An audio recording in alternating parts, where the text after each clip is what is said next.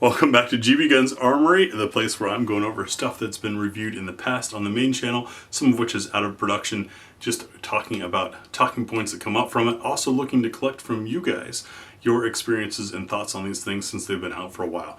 This has certainly been out for a long while, and you might notice something's missing. There's no ejection port on the right side. This is the Walther P5, and its ejection port is on the left, which makes a lot of sense. And I don't know why it didn't become the norm. Most people are right-handed. I'm left-handed, but I shoot right-handed because that's how the guns come. So, when you're shooting as a right-handed person with the gun slightly off-centered to your right side and there is a malfunction, what do people tend to have to do? This, right? They have to tilt it or bring it back or do something to see this side. With the ejection port on the left, it's right there. You can see clearly with your left eye on the left side of the gun, the whole left side of the gun, you can see what's going on. So, why not do other guns that way? That doesn't make any sense. I think it's brilliant. This was the last in the line of the P38 based guns. It uses a different locking system that is rather unique. It is single stack.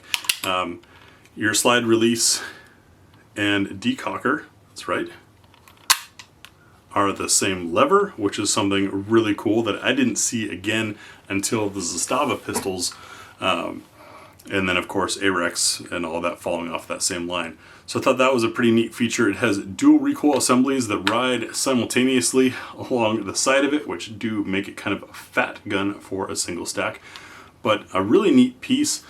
The additional safety feature on it, if I can get the camera to focus on it, you guys can see the firing pin there faintly. Maybe, hopefully. My tabletop video shows it better. There we go, now you can see it. It rests low. And there's also a pocket in the hammer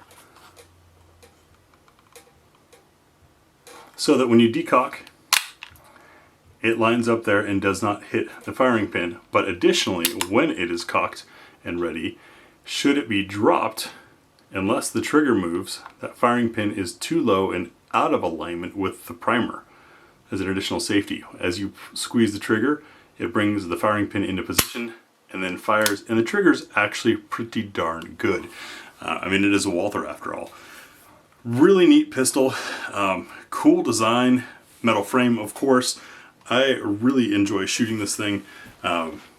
I'm not going to take it all the way apart, but the way it comes apart, the locking system is different, all kinds of neatness to it. These were service pistols. This was part of the P5, P6, P7 trio of guns that were submitted, as I understand it, now this could be lore, after the Munich Olympics terrorist issue, when the Polizei, the German police, needed a better pistol. This was Walther's submission. Now, it did not win that, but it did see military and law enforcement service in other countries and some law enforcement service within Germany. Really neat piece. I got this one as surplus, found it when I went and visited Century Arms a couple years back. I got to go to the place that started it all for me. My first gun was a dirt cheap Big 5 bought Mosin Nagant that I still have, still love, and that taught me the name Century Arms. And years later I got to make a visit there for a magazine article covering how they had changed their AK production setup, which was actually pretty nice. I know the internet says you're not allowed to say that, but unlike a lot of those guys, I have been to multiple AK factories and seen different ways of AKs being built. And the current way, the modern way of Century Arms building AKs is about as good as you can get in mass assembly without having that third generation AK builder craftsmanship kind of thing that really has died out and is rare and belongs only to select Eastern European state-run factories of guns that we probably can't get anymore or cost way too much. But anyways, while I was there, I got to stroll the halls. It was literally a dream for me. Imagine, if you will, a small Costco, maybe a Walmart size area of racks and racks as high as you can see of various surplus guns and ammunition that have been imported over the years that used to be Century Arms' primary business back when military surplus guns were available and when it was a favorable trade to buy surplus overseas, have it shipped, have it ATF approved, distributed, and then sell it on the shelves at US stores. Over the years, there had been some onesies and twosies and randoms kind of left over that weren't enough for a distributor or a vendor to buy, however many that they buy when they buy bulk surplus guns. And those ended up in piles, and I got to dig through, and that's where I saw this guy. After that, brought it home, shot it. I loved it. Tia loved it. And she wanted one of her own. I was like, well, these have been out of production for a while. Walther's not going to make them again. To make this today, with today's labor costs and things, would be very expensive firearm that just wouldn't be competitive price-wise with your striker-fired polymer frame guns, which are way cheaper to make. So they allow manufacturers to both have margin and have lower prices. So something like this, unlikely to find commonly.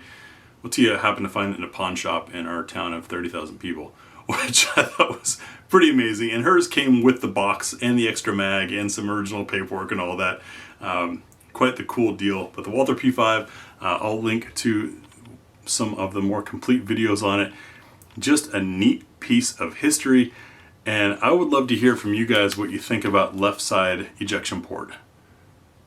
I think it's a darn good idea. I don't know why it's not the norm. I'm sure some of you have some theories on it, but let me know what your thoughts are and your theory as to why the heck that's not normal. Thanks for watching, and we'll see you tomorrow.